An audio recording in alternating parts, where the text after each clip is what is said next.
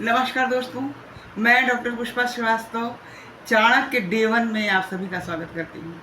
मित्रों, मैं आपको चाणक्य की संपूर्ण नीति से अवगत कराने का प्रयास करूँगी। तो चलिए मैं प्रारंभ करती हूँ। ये पुस्तक है, इसी के द्वारा मैं चाणक्य की संपूर्ण नीति को आपको अवगत कराऊंगी। तो आचार्य ने इस ग्रंथ के प्रथम श्लोक में, जैसा कि परंपरागत ग्रंथकार करते हैं कि अपने आराध्य देव को प्रणाम करते हैं, वही किया है। प्रणम्य शीर्षा विष्णु त्रैलोक्याधिपतिम प्रभुम नाना शास्त्रोद्धृतम वक्ष्ये राजनीति समुच्चय।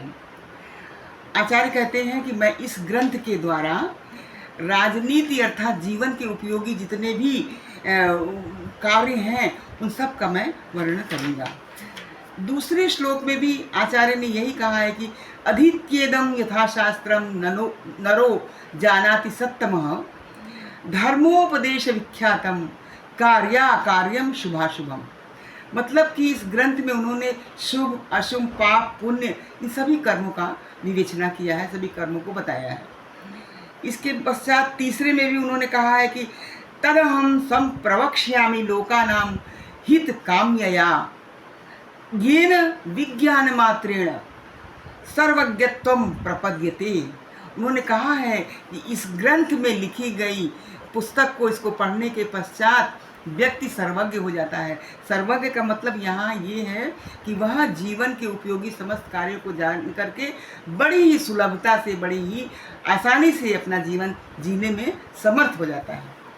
चौथे श्लोक से आचार्य ने अपने उपदेश को बताना प्रारंभ किया है। चौथे में कहते हैं कि मूर्ख शिष्योपदेशेन दुष्ट स्त्री भरणेन च दुःखितैः संप्रयोगेण पंडितो अपि अवसीदति। मतलब इसका अर्थ मैंने अपने मुक्तक छंद के द्वारा बताने का प्रयास किया है, बहुत ही सरल भाषा में। तो सुनिएगा। मूर्ख प्राणी को उपदेश कोई जो दे, दुष्ट व्यभिचारिणी का भरण जो करे। मूर्ख प्राणी को उपदेश कोई जो दे, दुष्ट व्यभिचारिणी का भरण जो करे।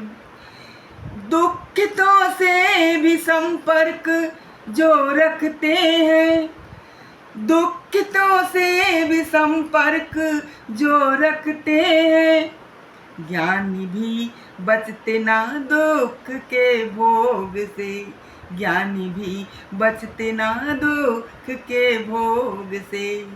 इस श्लोक के द्वारा आचार्य ने बताया है कि मूर्ख को उपदेश नहीं देना चाहिए, क्योंकि उनको अगर आपने उपदेश दिया तो वही हाल होगा कि भैंस के आगे बीन बजाओ और भैंस खड़ी।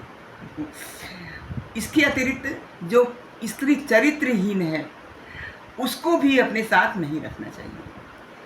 इसके बाद उन्होंने बताया कि असाध्य रोग से पीड़ित दुखित जो है, दुखितों से तात्पर्य उनका है कि जो असाध्य रोग से पीड़ित है, मतलब जिसके संपर्क में आने से आपको भी ये बीमारी हो जाएगी, ऐसे असाध्य रोग से जो पीड़ित हैं और जो दिवालिया हो गए हैं, जिनके पास कुछ दिन, ऐसे लोगों से भी व्यवहार को नहीं रखना चाहिए, नहीं तो उसका असर स्वयं पे आता है।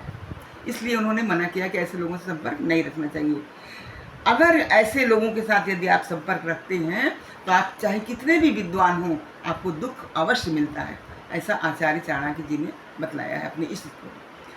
अगले श्लोक में कहते हैं कि दुष्टा भार्या शठम मित्रम भृत्यश्चोत्तरदायकः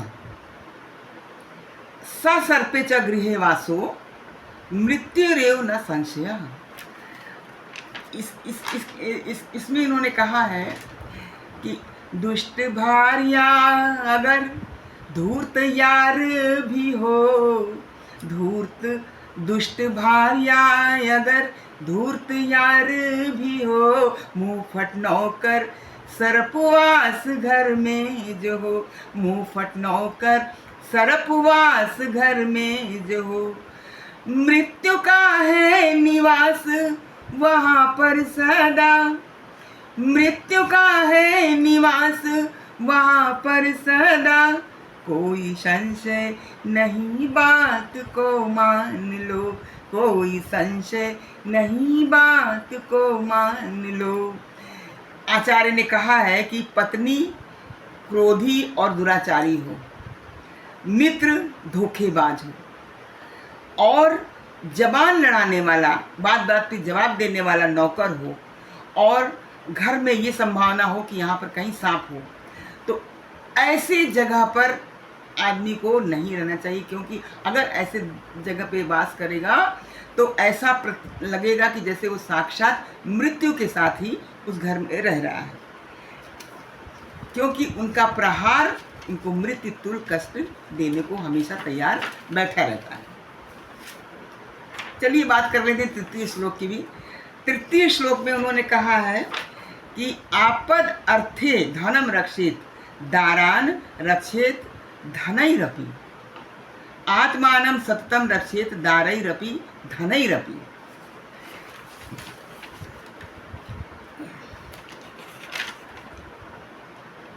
इसको मैंने अपने मुक्तक में लिखा है कि आपत्ति के लिए धन का संग्रह करो, आपत्ति के लिए धन का संग्रह करो, धन से पत्नी की भी रक्षा करो, धन से पत्नी की भी रक्षा करो, किंतु सबसे जरूरी स्वयं की रक्षा है, किंतु सबसे जरूरी स्वयं की रक्षा है, पत्नी धन से भी बढ़ अपनी रक्षा करे, पत्नी धन से भी बढ़ अपनी रक्षा करे।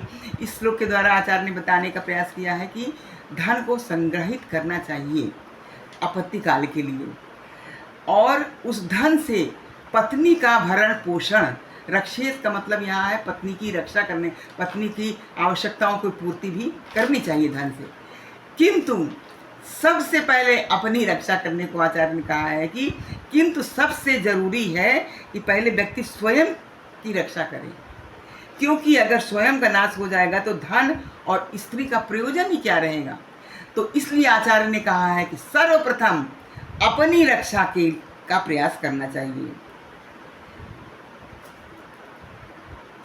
गृह स्वामी की रक्षा को आचार्य ने सर्वोपरि बताया है। तो चलिए मिलते हैं अगले एपिसोड में। धन्यवाद।